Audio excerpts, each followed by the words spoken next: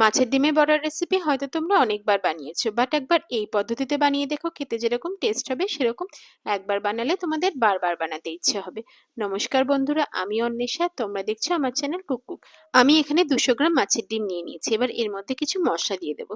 সেটা হলো স্বাদ মতো নুন, হাফ চামচ হলুদ গুঁড়ো, 1 চামচ কাশ্মীরি লঙ্কার গুঁড়ো, 4/1 বিরিয়ানি মশলা পাউডার, 1 চামচ ধনের গুঁড়ো, হাফ চামচ গোলমরিচ পাউডার, 2 চামচ বেসন, 2 চামচ কর্নফ্লাওয়ার, একটা সেদ্ধ আলু, একটা পেঁয়াজ বাটা, 2 চামচ আদা রসুন বাটা, হাফ চামচ গরম মশলা গুঁড়ো, আর হাফ চামচ পোস্ত।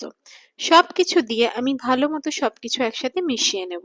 যত ভালো মতো মেশাবেন তত এর মধ্যে মশলাটা ঢুকবে এবং খাবার সময় খুবই খেতে ভালো লাগবে। তোমরা হয়তো মাছের ডিমের বড়া রেসিপিটা বানানোর সময় মাছের ডিমটা জলে সেদ্ধ করে নিয়ে তারপরে বড়াটা বানাও, কিন্তু একবার এভাবে বানিয়ে দেখো। মাছের ডিমের বড়াটা আমি এভাবে বানিয়ে দেখি, খুব ভালো লাগে খেতে।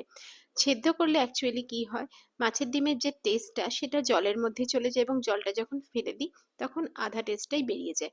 আমি সেজন্য সবকিছু এরকমই কাঁচা অবস্থায় মেখে আমি বড়া বানাই এবং খেতে অসাধারণ লাগে। তোমরা একবার এইভাবে ট্রাই করে দেখো, ট্রাই করার অনুরোধ রইল। খুব ভালো লাগবে খেতে। যাই হোক, আমাদের মাছের ডিমের বড়ার জন্য আমাদের ম্যারিনেশনটা করা হয়ে গেছে। এবার প্যানের মধ্যে আমি পরিমাণ মতো তেল দিয়ে দিলাম মাছের ডিমগুলোকে বড়ার আকারে ভাজার জন্য। সর্ষের তেলটা 80% গরম হয়ে গেলেই আমি ম্যারিনেট করা মাছের ডিম থেকে আমি গোলাকৃতি শেপ করে করে আমি মাছের ডিমের বড়ার আকারে এটা ভেজে নেব। আমি একটু বড় বড় সাইজই রেখেছি বড়াগুলোকে, আপনারা চাইলে ছোট সাইজ করেও ভাজতে পারেন। দেখবেন একটা পিঠ ব্রাউন কালার হয়ে গেলে এবং ওপরের পিঠটা একটু শক্ত হয়ে গেলে তখনই বুঝবেন বড়ার একটা পিঠ ভাজা হয়ে গেছে। তখন আমরা প্রত্যেকটা বড়াটাকে উল্টে দিয়ে উল্টো পিঠটা আমরা এই সময় আঁচটা আমাদের খেয়াল রাখতে হবে, একদম লো ফ্লেমেই করে রাখতে হবে, নাহলে পুড়ে যাওয়ার সম্ভাবনা থাকবে। এভাবে দু পিঠই লাল লাল করে ভেজে নেওয়ার পর আমি বড়াগুলোকে তুলে নিয়ে একটা আলাদা প্লেটে আমি রেখে দেবো। বড়াগুলো দেখছেন টেক্সচারটা খুব সুন্দর হয়েছে। এটা আপনারা শুধু শুধুও খেতে পারেন অথবা একটা কারি রেসিপি করেও আপনি খেতে পারেন। যেহেতু আমি একটু বেশি তেলে বড়াগুলোকে ভেজেছিলাম, তাই বড়াগুলোকে তুলে নেওয়ার পর আমি তেলটা কিছুটা কমিয়ে নেব এবং এর মধ্যে কিছুটা ফোড়ন দেবো, যেরকম 1 চামচ সাদা জিরে এবং একটা কাঁচা লঙ্কা কুচোনো দিয়ে ভালো মতো সবকিছু একসাথে নেড়ে ছেড়ে নেবো, যাতে এর কাঁচা গন্ধটা দূর হয়ে যায়। এই সময় আঁচটা আমাদের একদম কম রাখতে হবে। এভাবে লো আঁচ করে আমরা 1 থেকে 2 মিনিটের মতো এটা নেড়ে চেড়ে নেব। এরপর একটা আলু আমি ডুমো ডুমো করে কেটে রেখেছিলাম, তারপর একটা আলু এর মধ্যে দিয়ে দেবো এবং ভালো করে সবকিছু একসাথে ভেজে নেব। 10 থেকে 15 মিনিটের জন্য আলুটা আমি লাল লাল করে আমি ভেজে নেব। তখন আঁচটা আমি লো টু মিডিয়াম ফ্লেম আমি করে রাখবো। আলুটা ভাজার সময় আলুর মধ্যে যাতে নুনটা ঢুকে যায় ঠিকঠাক মতো, তাই এর মধ্যে দিয়ে দেবো স্বাদ মতো নুন, এবং আলুটা দেখতে যাতে কালারফুল লাগে, দেখতে সুন্দরও লাগে, তার জন্য এর মধ্যে দিয়ে দেবো হাফ চামচ হলুদ গুঁড়ো। দিয়ে সবকিছু একসাথে ভালো মতো নেড়ে চেড়ে নেবো। এবার আঁচটা আমাদেরকে কম আঁচ করে 10 থেকে 15 মিনিটের জন্য ঢাকা দিয়ে এটাকে কুকড করতে দিতে হবে। 10-15 মিনিট পর ঢাকনাটা খুলে নিয়ে নেড়ে চেড়ে নিয়ে আবার একটা পিঠ হতে দেবো। দেখছেন একটা পিঠ লাল লাল করে ভাজা হয়ে গেছে। আমাদের এখানে আলুটা 40 to 50% ভাজা হলেই হবে। এবার এর মধ্যে আমি দিয়ে দেবো একটা টমেটো। আমি একটা টমেটোকে 4 ভাগ করে রেখেছিলাম, সেটা দিয়ে দেবো এবং সবকিছু একসাথে আবার ভালো মতো নেড়ে চেড়ে নিয়ে টমেটোগুলো যাতে গলে যায় সেজন্য ঢাকনাটা দিয়ে 10 থেকে 15 মিনিটের জন্য কম আঁচে এটা হতে দেবো। 10-15 মিনিটের পর ঢাকনাটা খুলে নেব এবং আবার সবকিছু একসাথে নেড়ে চেড়ে নেবো। এখানে দেখতে পাচ্ছেন টমেটো প্রায় গলে গেছে, এজন্য খুন্তি দিয়ে আমি টমেটোগুলোকে একটু স্ম্যাশ করে নিচ্ছি, তাতে মশলাটা ভাজাও খুব সুন্দর হবে এবং খেতেও খুব ভালো লাগবে। এখানে টমেটো আর আলুটা আমাদের 60% কুকড হয়ে গেলে এর মধ্যে দিয়ে দেবো আমি 2 থেকে 3 চামচ পেঁয়াজ বাটা এবং দিয়ে দেবো 2 চামচ আদা রসুন বাটা। দিয়ে সবকিছু একসাথে আবার নেড়ে চেড়ে নেবো, যাতে ভালো মতো সবকিছু একসাথে মিশে যায়।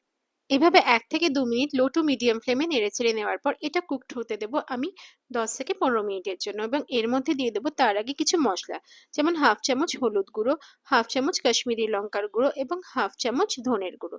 দিয়ে সবকিছু একসাথে নেড়ে চেড়ে নিয়ে আমি ঢাকনাটা ঢাকা দিয়ে এটা 10 থেকে 15 মিনিটের জন্য কুকড হতে দেবো। আঁচটা অতি অবশ্যই আমাদেরকে কম রাখতে হবে এখানে। 10-15 মিনিট পর ঢাকনাটা খুললেই দেখা যাবে প্রায় 80% আমাদের মশলাটা ভাজা হয়ে গেছে। ঠিক এই স্টেজে মশলা যাতে পুড়ে না যায় সেজন্য আমি 2 কাপ জল দিয়ে দেবো।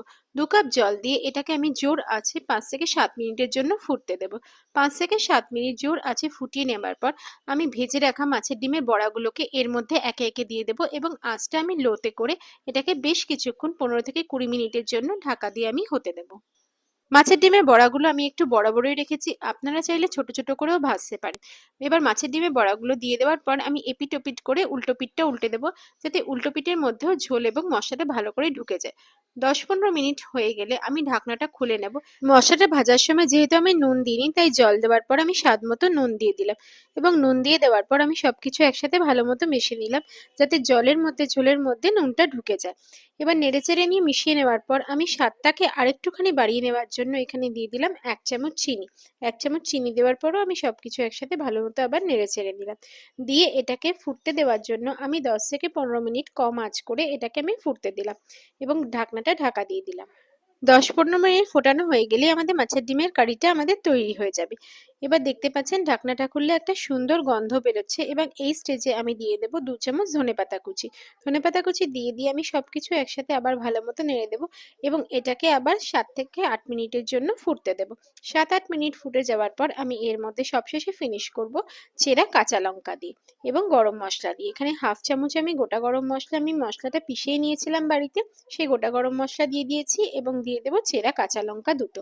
দিয়ে ডিমগুলো এবার উল্টে পাল্টে দেবো, যাতে একটা পিঠ এবং অপর পিঠ দুটো পিঠেই সমান মতো ঝোলটা ঢুকে যায়, এবং স্বাদটা সমান মতো সব জায়গায় একসাথে ছড়িয়ে যায়। তো বন্ধুরা, কেমন লাগলো তোমাদের এই মাছের ডিমের কারি রেসিপি? একবার কমেন্টে জানিয়ে এবং ট্রাই করার অনুরোধ রইল তোমাদের। রেসিপিটা ভালো লাগলে শেয়ার, কমেন্ট এবং লাইক করো, আর আমার চ্যানেলটা সাবস্ক্রাইব করে নিয়ে